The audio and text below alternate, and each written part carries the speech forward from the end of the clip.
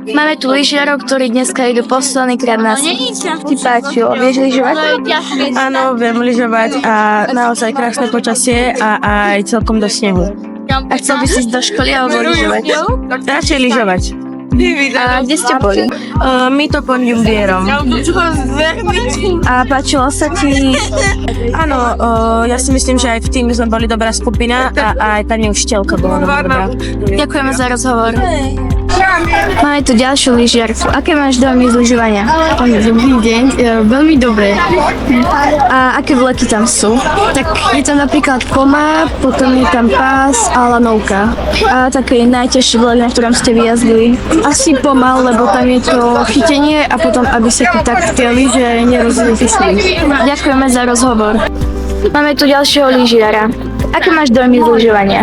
Tak je to super na tom kopci. Ten kopec je v niektorých častiach ľadový a v niektorých je veľa snehu. A si začal tyšniť, alebo už dlhšie lyžuješ? Tak lyžujem už tak dlhšie. A zlepšil sa ti lyžovanie, alebo je to stále na tej rovnakej úrovni?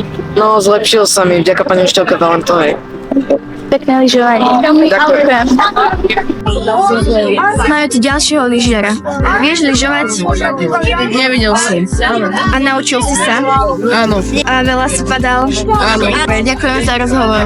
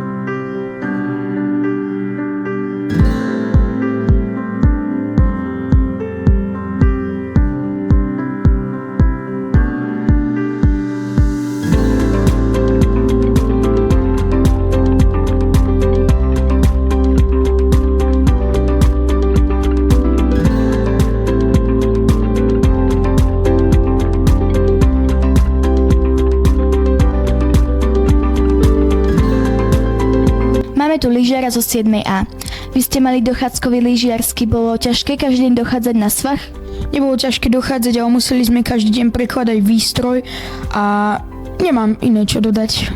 A zlepšil si sa v lyžovaní? Určite som sa zlepšil, nakoľko lyžujem od 3 rokov, som bol v prvej skupine a užili sme si to. Mal si svalovicu? Nemal, nakoľko športujem, som hokejista a mávame horšie. Z lyžiarskeho ste mali určite veľa zážitkov, môžeš nám nejaký povedať? Tak napríklad sa nám stalo, že sme išli na lanovke s Tobiasom zo 7B, tým toho zdravím.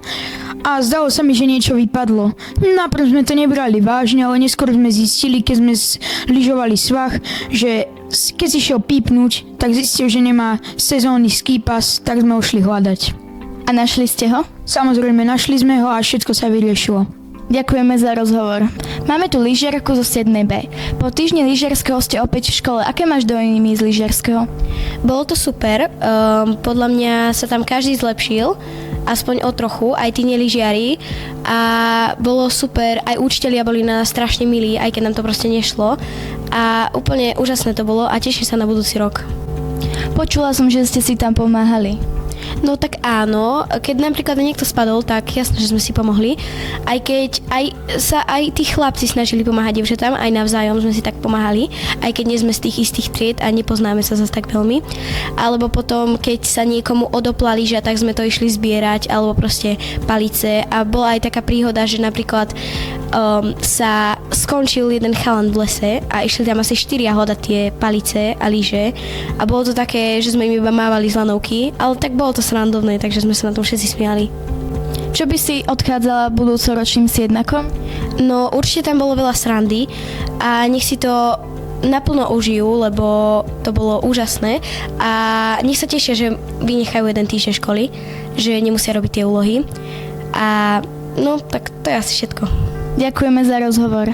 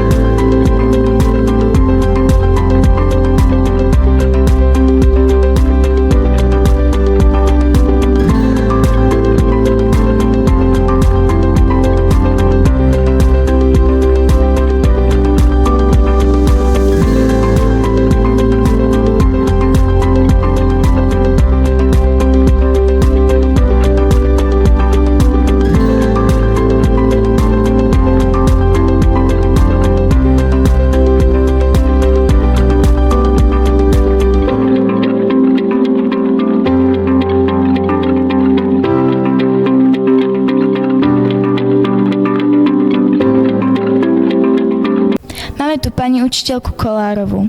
Ako by ste zhodnotili siedmacký dochádzkový lyžiarsky výcvik? Veľmi pozitívne. Určite k tomu prospelo aj to, že bolo výborné počasie, výborné snehové podmienky, každý deň bol kopec perfektne upravený a naši šikovní žiaci, ktorých bolo okolo 20-25 nelyžiarov, sa stali lyžiarmi, čiže veľmi pozitívne dobrí sa zlepšili na najlepších a tí, čo sa učili lyžovať, sa ozaj tie základy zvládli veľmi dobre, takže veľmi som spokojná, žiaci boli poslušní, trpezliví, ochotní spolupracovať, pani učiteľky takisto, takže veľmi kladne. Ďakujeme za rozhovor.